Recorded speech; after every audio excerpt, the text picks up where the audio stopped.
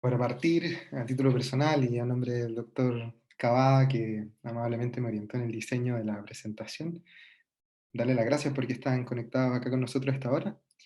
Y yo les voy a hablar de dos entidades clínicas súper importantes, muy frecuentes, eh, englobadas quizá en este nombre, o ambas conocidas como grandes simuladoras, porque representan un desafío diagnóstico desde el punto de vista de sus manifestaciones clínicas. Así que voy a partir primero con la tuberculosis ocular. Y bueno, la tuberculosis debe ser una enfermedad que no se escapa o que no se le escapa a ningún especialista. Así que en general, partir diciendo que es una enfermedad causada por el Mycobacterium tuberculosis, que es un bacilo aerobio de crecimiento lento. Es un bacilo que, si bien su reservorio no es exclusivamente el humano, casi exclusivamente humano, y la enfermedad que provoca la tuberculosis en general, a pesar de lo bien estudiada que está, sigue estando entre las 10 causas de muerte más frecuentes, y es el agente que por sí solo más mata gente. O sea, eh, la relevancia es evidente. Y además, para complicar las cosas, la forma que tiene de sobrevivir hace que se aproxima que un tercio de la población mundial está infectada de tuberculosis. O sea, realmente muy complejo. Ahora, qué hace el bacilo? Eh, el contagio clásicamente es respiratorio por aerosol. El bacilo entra al alveolo, desarrolla una infección que involucra la fagocitosis por macrófagos y genera toda una respuesta inmune mientras se va diseminando por los nodos linfáticos, que en general cursa como una neumonía asintomática, autolimitada, que se resuelve con la formación de un granuloma a nivel pulmonar. Y esos granulomas habitualmente se calcifican eh, y permanecen inactivos, no causan la enfermedad, pero, pero de aquí derivan también los factores de riesgo de contraer una enfermedad por tuberculosis. Eh, Cuando ocurre algún evento que rompe la estabilidad del sistema inmune del paciente, este cuadro se disemina y surgen diversas manifestaciones clínicas. Dentro de esas, como quiebres en la inmunidad del paciente, es muy bueno mencionar desde el principio la coinfección con VIH. El VIH es un factor de riesgo inalcanzable dentro de la lista porque es muy prevalente, está muy asociado al desarrollo de tuberculosis. Pero también podría ser algún otro cáncer, enfermedades como la diabetes o la inmunosupresión a la que están expuestos tantos de nuestros pacientes. Ahora, en particular sobre tuberculosis ocular, la patogenia se trata de dividir en un mecanismo directo y uno indirecto. ¿Por qué? Porque si bien es cierto que eh, tenemos evidencia de que el bacilo provoca la enfermedad, particularmente en los tuberculomas de polo posterior, porque sabemos que la histopatología o las series de autopsias han encontrado la lesión y el bacilo dentro de ella, y porque sabemos que tenemos la enfermedad, damos el tratamiento y se mejora. Hay otros fenotipos clínicos que no parecen, o sea, son muy paucivacilares, no se puede encontrar evidencia microbiológica,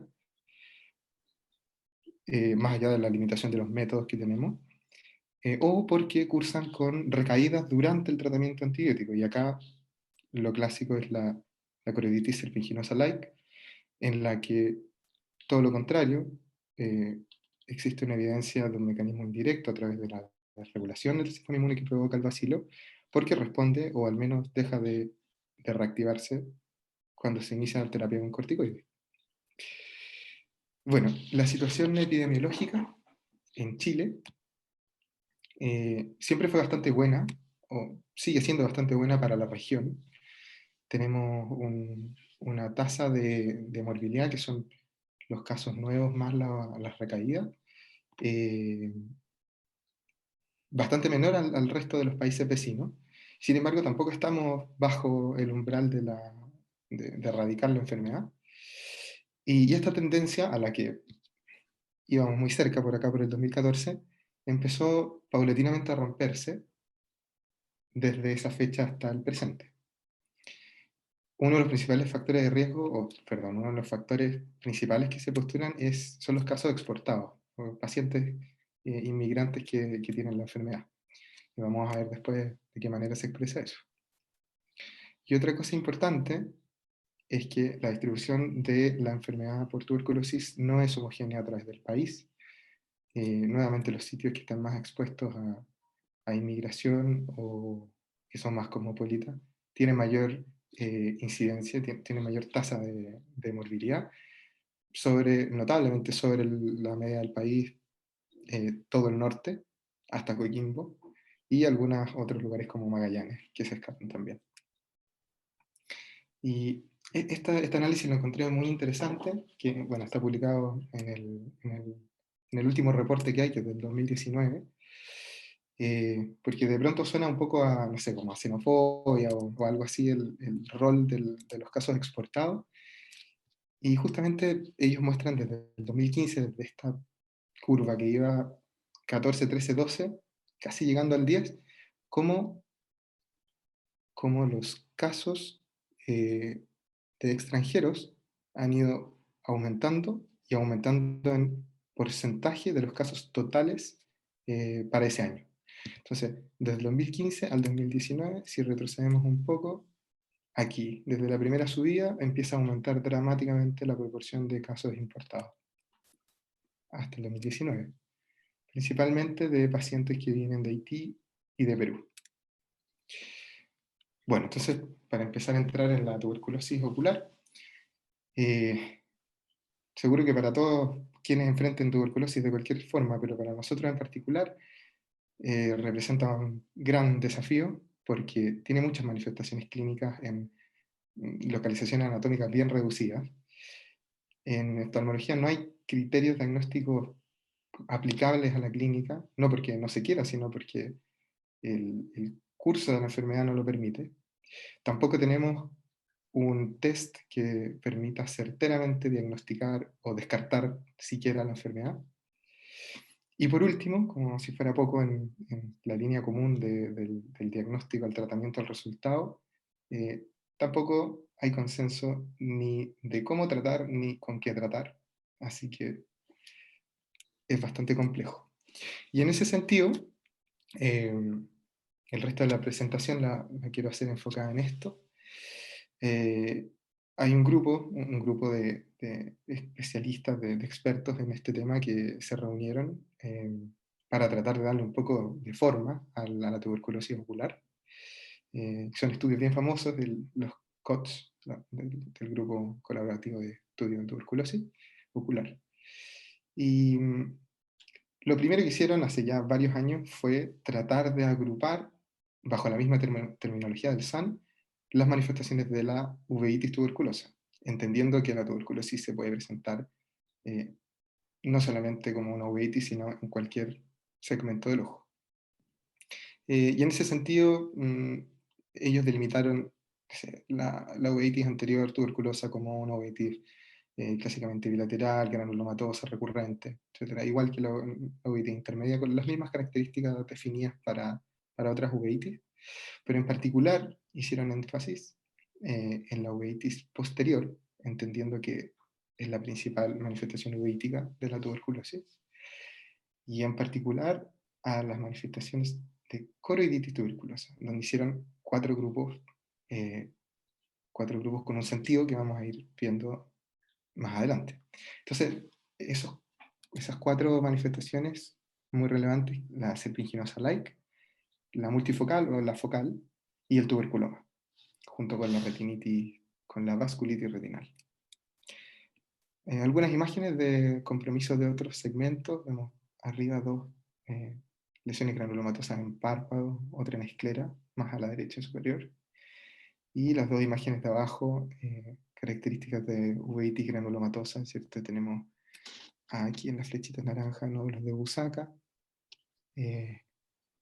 los típicos precipitados queráticos gruesos, y el ojo rojo, ¿cierto? De la uveitis anterior. Entonces, para partir, primero la más clásica de las manifestaciones posteriores, la coritis epiginosa-like. Se manifiesta, ¿cierto?, como estas lesiones amarillentas, en general en el polo posterior. Pueden ser focales y luego confluir o manifestarse como placa. También puede ser multifocal. Y se caracterizan por progresar en un patrón como de ola, como de los bordes hacia afuera, con cierta resolución de la inflamación a nivel de la central de la lesión. Entonces acá en esta bueno, retinografía y autofluorescencia de campo amplio, podemos ver estas lesiones, ¿cierto? De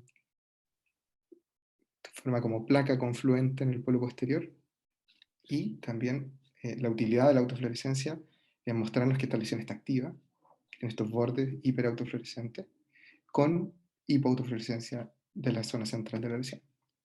Y asimismo, la angiografía es útil en esta presentación. La angiografía en tiempos tempranos es hipofluorescente.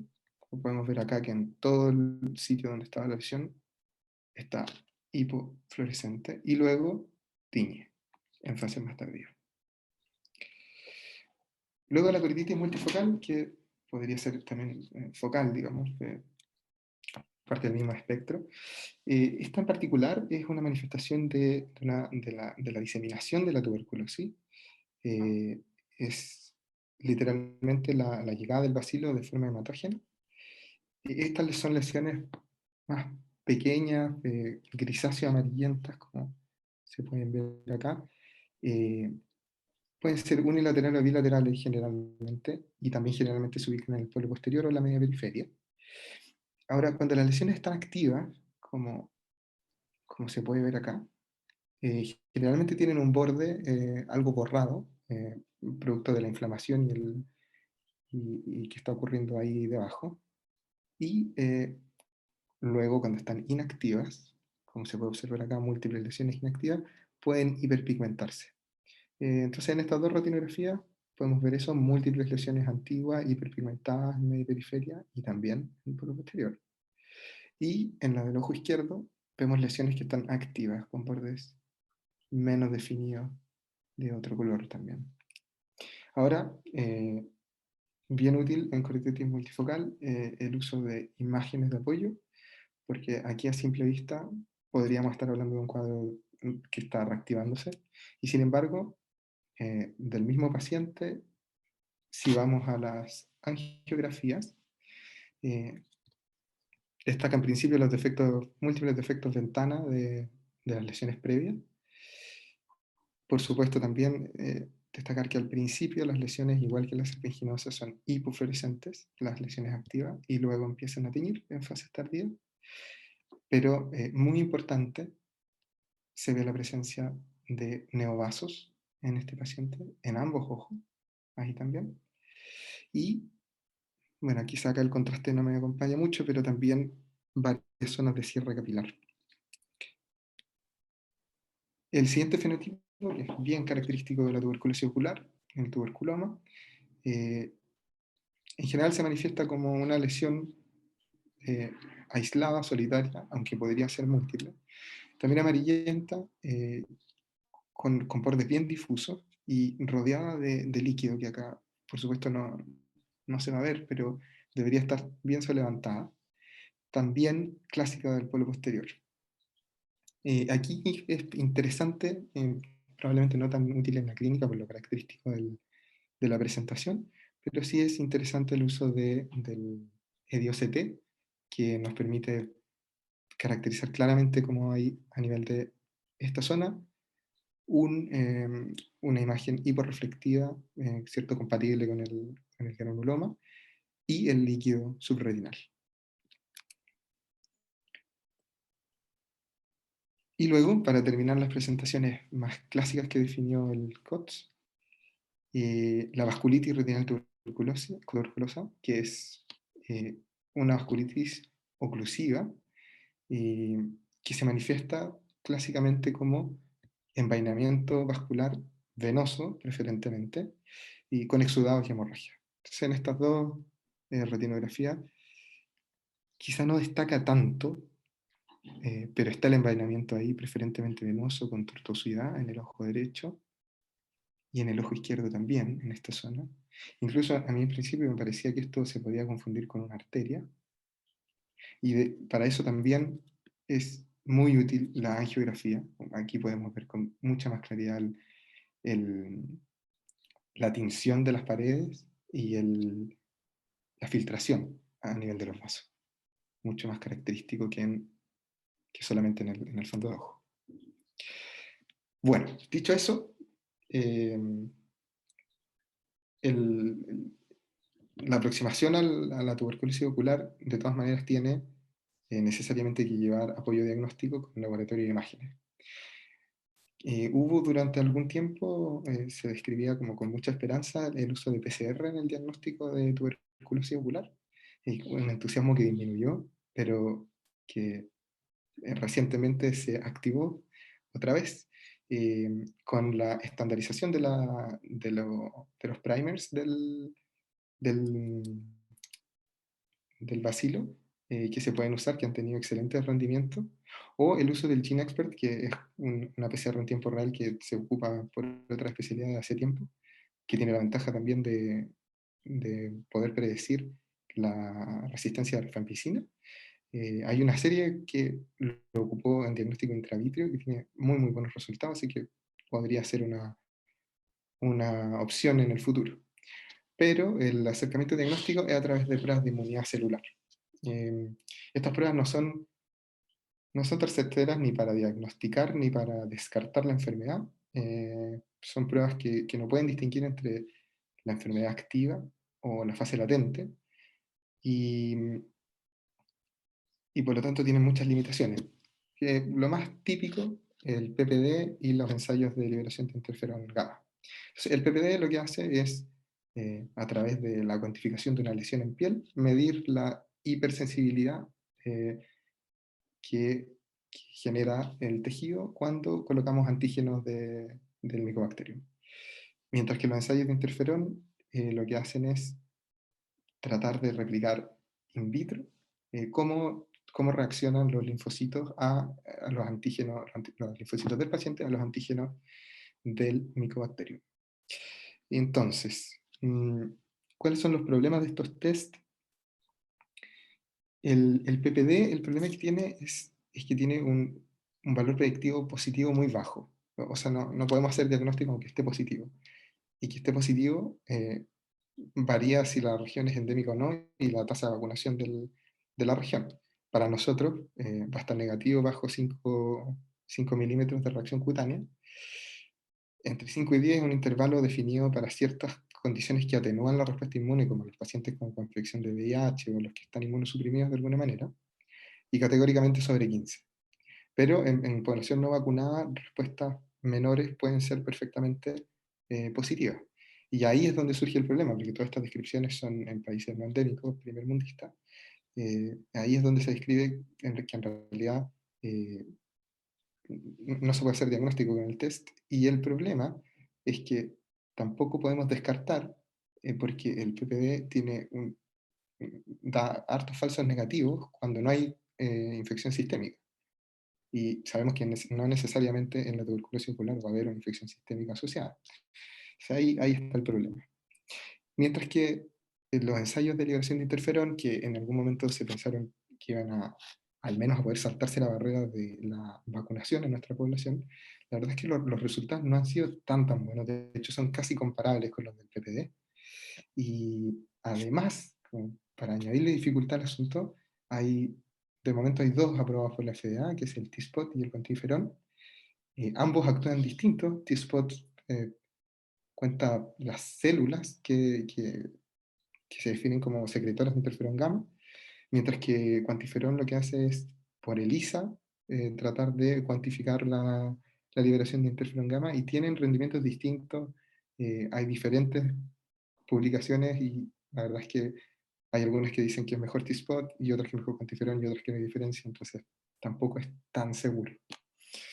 Eso al menos con el laboratorio. Y la imagenología, bueno, la tuberculosis ocular, como ya había dicho, típicamente cursa eh, sin evidencia como concomitante de una infección pulmonar, así que en teoría no es tan bueno, y sin embargo, el reporte del COTS-1, bastante esperanzador, con una simple radiografía de tórax, hasta un tercio de pacientes tienen hallazgos, y con una tomografía computada de tórax hasta el 60%. Entonces, es un buen elemento. ¿Y por qué estos dos puntos? Bueno, porque entre el laboratorio, la imagenología, la clínica característica y la endemicidad del paciente, eh, para el COTS-2, que tuvo la idea de definir la decisión de tratamiento, formularon recomendaciones eh, basadas en consenso de cuándo tratar la TB. Es un gran paso para tratar de aunar una enfermedad que está bien, bien desordenada.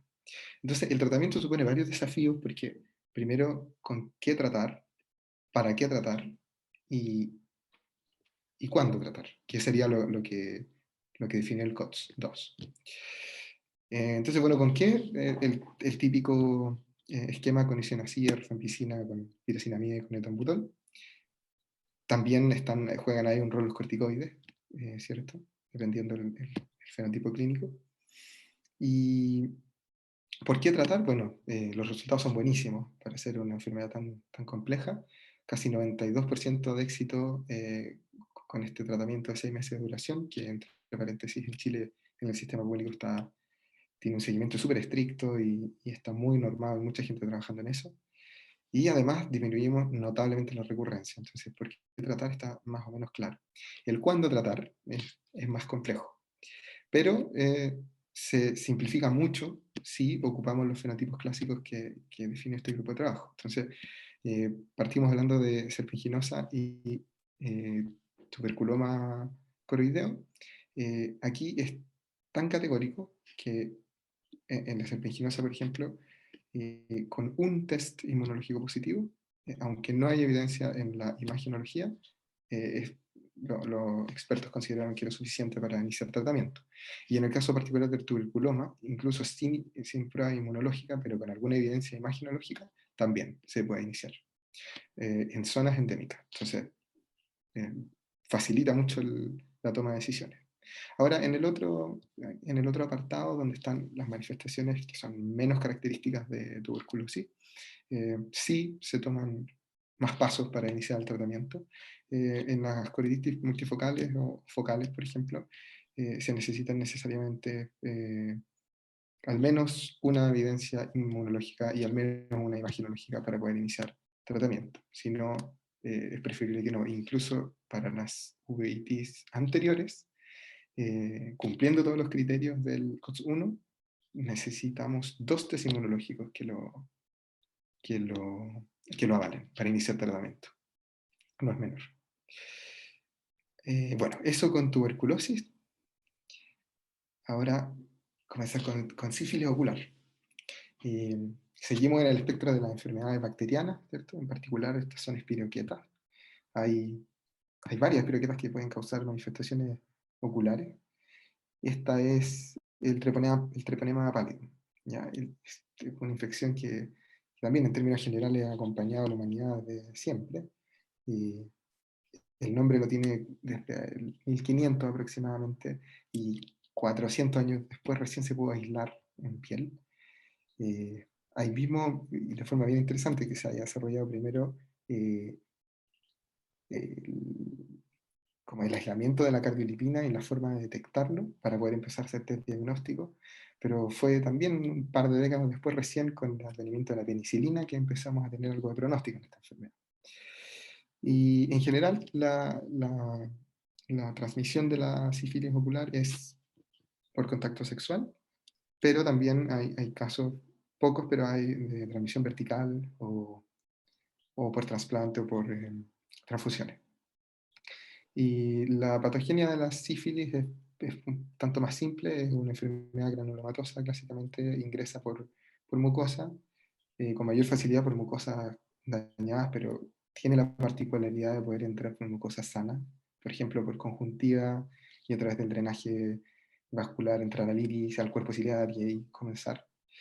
Pero en general se disemina rápidamente por vía linfática y sanguínea, monta una respuesta inflamatoria, forma el granuloma y se mantiene ahí de forma quiescente, siempre con un grado de actividad basal, que en el caso que en el caso del treponema siempre disemina y por lo tanto siempre está transmitiendo. Ahora, ¿por qué es relevante en particular en este momento? Porque varias publicaciones desde hace un par de años eh, destacan cómo esta enfermedad está resurgiendo, el aumento de casos es notable a nivel mundial. Particularmente ha aumentado en frecuencia el factor de riesgo de la coinfección con VIH notablemente y también como conducta de riesgo hombres que tienen sexo con hombres. Hace poco cuando se empezó a instaurar la profilaxis preexposición, hay un artículo que describe hasta 3 veces más frecuencia de coinfección de sífilis con VIH con el uso de PrEP. Así que es algo que está pasando actualmente. Y en términos epidemiológicos, aquí está una curva que publica el CDC para ejemplificar cómo está la incidencia de esta enfermedad. Y a lo largo del tiempo, bueno, ha ido subiendo levemente. Ahí están este resurgimiento que explican los artículos, siempre con esta diferencia entre hombres en verde y mujeres en rojo. Y la realidad chilena que se ajusta más o menos bien a lo que está pasando en el escenario mundial, también con esta amplia diferencia entre hombres y mujeres y este aumento de los casos en el último tiempo. Este gráfico separa a los pacientes por edad. Aquí lo que estoy tratando de mostrar es que es mucho más prevalente en el grupo más sexualmente activo, ¿cierto? Desde 15 y 19 hasta los 50 años.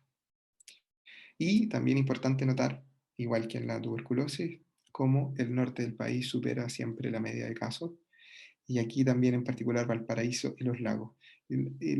Importante este cambio en la región metropolitana, que hasta el último reporte también estaba por sobre la media, y ahora estamos bajo. Importante entender. Bueno, y entrando en lo clínico, la sífilis tiene 3 etapas que son progresivas y se sobreponen, y es importante entenderlas para hablar de sífilis ocular. Entonces, el curso clínico parte con la exposición al treponema. Puede ponerse hasta 3 meses en manifestarse y es la clásica úlcera genital, pero puede ser en cualquier sitio de inoculación, que es no dolorosa. ¿Ya? Entonces aquí la imagen del chancro. Este cuadro, si pasa desapercibido y no se trata, en general, hasta 2 meses después, llegamos a la máxima bacteriemia treponémica y cursamos con una sífilis secundaria. Este es un cuadro sistémico bien importante, muy característico con fiebre, linfadenopatías y un rash que tiene compromiso palmoplantar, muy característico. Hasta aquí estamos en la fase temprana del sífilis. Pasado un año, entramos a la fase latente. La fase latente hay temprana y tardía. La fase latente precoz empieza en este año y en general durante esta fase se pueden todavía manifestar algunas de los cuadros clínicos típicos de la sífilis temprana, como recaídas. Y después la gran mayoría de pacientes evoluciona en una sífilis latente tardía que es asintomática. Y un grupo de pacientes más pequeño tiene manifestaciones terciarias como neurosífilis o manifestaciones cardiovasculares, que en realidad pueden estar presentes a lo largo de todo el curso clínico. Entonces, como sífilis ocular, literalmente puede afectar cualquier segmento, característicamente chancro en conjuntiva o en párpado, conjuntivitis por treponema, la queratitis intersticial, que es un cuadro bien característico y en realidad inmunomediado, escleritis también, y donde es más diverso en manifestaciones, el segmento posterior, panuveitis, vasculitis, desprendimiento de retina seroso, hasta necrosis retinal aguda por sífilis. Pero el asterisco, lo destacado aquí es la corioretinitis y la vitreitis. Es el hallazgo más común de uveitis posterior por sífilis. En general siempre son lesiones pequeñas, como de la mitad del disco óptico de diámetro, pero que pueden coalescer y formar lesiones mucho más grandes, confluentes.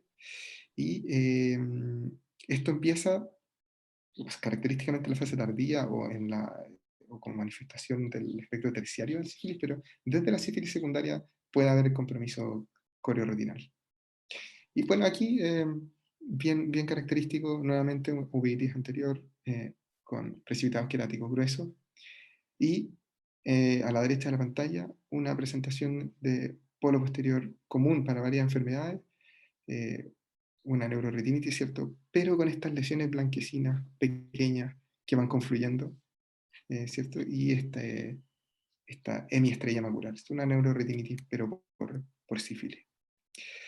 Otra presentación clínica, eh, tiempo 1, el paciente se presenta como una vitreitis intensa, ¿no? En la que no se puede ver nada, se llega al diagnóstico, se trata, y post tratamiento encontramos esta retinopatía pigmentaria tipo retinitis pigmentosa, también súper característica del sífilis. Ahora, hay al menos dos fenotipos que son, que son trascendentales porque cambian o facilitan el diagnóstico del sífilis por lo característicos que son, aunque no necesariamente sean los más frecuentes, pero son muy característicos, entonces agilizan el proceso. En la primera, la corioretinitis placoide posterior aguda sifilítica. ¿Ya? Esto es compromiso del polo posterior, son lesiones amarillentas, podemos ver acá en la primera fotito, ¿cierto? En la mácula a inferior y el mismo patrón aquí a superior. Acá estas son lesiones que resultan del daño directo, de la llegada directa del treponema a la coriocapilaris, que por lo tanto compromete el epitelio pigmentario y genera esta lesión. Eso lo podemos evidenciar porque abajo, esto es post-tratamiento, se resuelve el cuadro, pero queda este moteado en la zona del polo posterior. En el diagnóstico multimodal, ¿cierto? Aquí nuevamente tenemos en el fondo de ojo esta placa con una papilitis intensa ahí. Lo que vemos en angiografía es filtración, ¿cierto? En tiempos más tardíos a nivel de la placa. Ahí tenemos en la papilitis también. Y en el OCT, que pasa justo por ahí por la placa, vemos cómo la coroides tiene una reflectividad diferente, más intensa, y estas ondulaciones, irregularidades a nivel del epitelio pigmentario de la retina. El otro fenotipo característico, la retinitis punctata interna sifilítica. Aquí tenemos nuevamente una lesión confluente, ¿cierto? A nivel del polo posterior, ¿cierto? Peripapilar, pero tenemos estas zonas de compromiso ya retinal, más que coroideo, punteadas, pequeños, blanquecinos. Se caracteriza por entonces esta retinitis con arteriolitis y estas placas a nivel del polo posterior. Son altamente características de sífilis. Ahora, el diagnóstico de sífilis necesariamente requiere de una evaluación de laboratorio que sigue siendo serología de momento. Y serología tenemos pruebas treponémicas y pruebas no treponémicas. ¿Qué quiere decir esto? Bueno, las pruebas no treponémicas se refiere a que no se miden partes del treponema en sí. El fundamento de los test no treponémicos en realidad es la producción de cardiolipina, por un hito histórico en el desarrollo del sífilis, la producción de cardiolipina y por lo tanto la formación por parte del paciente de anticuerpos contra cardiolipina, absolutamente no específico de la infección por treponema. Entonces, entre estos test que está el DDRL, ¿cierto? El RPR, nosotros medimos, ponemos un antígeno, cardiolipina con colesterol y otro compuesto, y medimos los títulos de IgM y IgG. Eso es lo que se hace. Entonces, estos test tienen alta sensibilidad y por lo tanto tienen un alto valor predictivo negativo, son muy buenos para screening. Y como estamos midiendo un producto indirecto de la infección, son muy útiles para el seguimiento porque una vez que cesamos la infección, cesa la producción de este anticuerpo y eh, se normaliza. Podemos seguirlos con estos test. El problema es que tiene muchos falsos positivos, desde el embarazo hasta las trombosis, provocan falsos positivos, y además tienen también falsos negativos, como aquí se describe clásicamente el efecto Prosona, ¿cierto? Que es cuando son tan altos los títulos de, de infección que se saturan los sitios de unión entre el anticuerpo y el antígeno, y hay que ocupar diluciones especiales para poder detectar la enfermedad. Por otro lado, los test treponémicos se basan en los antígenos recombinantes propios del treponema. Entonces son altamente específicos, pero no son tan sensibles. Entonces no nos sirven para screening. Tampoco nos sirven para seguimiento, porque una vez que se montó la respuesta inmune, se pueden seguir midiendo, y por lo tanto no nos sirven para ver cuándo terminó la enfermedad. Pero algo interesante que se está haciendo hace un par de años en centros que tienen la tecnología es hacer una secuencia reversa de screening, o sea, con inmunoensayo de enzimas o con quimioluminiscencia, que son rápidos, detectar a los pacientes que tienen tres test treponémicos positivos y después hacemos los no treponémicos y los seguimos con eso. Y así no nos perdemos a los que salen como no treponémicos negativos, que nunca les vamos a hacer treponémicos para confirmar. Es una estrategia que se describe. Y por último, en términos de laboratorio, siempre está la duda de si hacer o no punción lumbar en los casos de sífilis ocular. A veces hasta se considera como neurosífilis, eh, sin necesariamente serlo, pero sí están altamente relacionados. Y el CDC al menos recomienda hacer función lumbar en los pacientes que tengan sífilis ocular. Y, sin embargo, esto supone algunos problemas. Primero, porque la punción lumbar no es inocua y no cambia la conducta terapéutica. Como vamos a ver después, los esquemas de tratamiento y seguimiento son iguales. E incluso los de seguimiento los complica, porque una vez diagnosticado a través del líquido cefalorraquídeo, igual que la neurosífilis, debería seguirse con punciones lumbares seriadas. Entonces, complica un poco las cosas sin necesariamente aportar beneficio clínico. Eso sí, como dato general, sí es necesario indicar la punción lumbar cuando hay una neurosífilis, independiente de la sífilis ocular. Si tiene alguna manifestación neurológica, hay que hacer punción lumbar, o en los pacientes con retratamiento, o cuando se inician algunos regímenes alternativos sin penicilina. Bueno, y el manejo, esta tablita del CDC, ya algo antigua, 2015, pero igualmente vigente, para ejemplificar que se tratan igual. Neurosífilis y sífilis ocular, 24 millones de unidades al día, se puede administrar cada 6 horas, eh, cada 4 horas, perdón, o también se puede hacer con infusión continua. Y eso es como bastante estándar, pero hay algunas controversias igual. Por ejemplo, el uso de corticoides, y también típicamente se señala cuando hablamos de esta reacción paradójica, eh, que ocurre cuando se inicia el tratamiento y la muerte de las espiroquetas provoca una reacción inmune paradójica, ¿cierto? Dentro de las primeras 24 horas con fiebre, mialgia, bien sintomática. Eh, Siempre se ha postulado el rol de los corticoides, pero la verdad es que no, clínicamente hay bastante diferencia entre los grupos clínicos. Y además, que ocurra la reacción de Farrell-Schexheimer no es una indicación para descontinuar el tratamiento, entonces también controversial. Importante manejar el contacto, el manejo de los contactos, como en toda infección de transmisión sexual. Muy importante por lo que habíamos hablado de la epidemiología, hacer testeo de VIH cuando diagnostiquemos algún patrón de sífilis. Y para el seguimiento también es complicado porque cuando se diagnostica con títulos altos, se espera una reducción de 4 veces, pero en cambio cuando los títulos no son tan altos, se vuelve difícil definir la curación de la enfermedad. Y usualmente es bastante largo el seguimiento. Eso sería, y muchas gracias.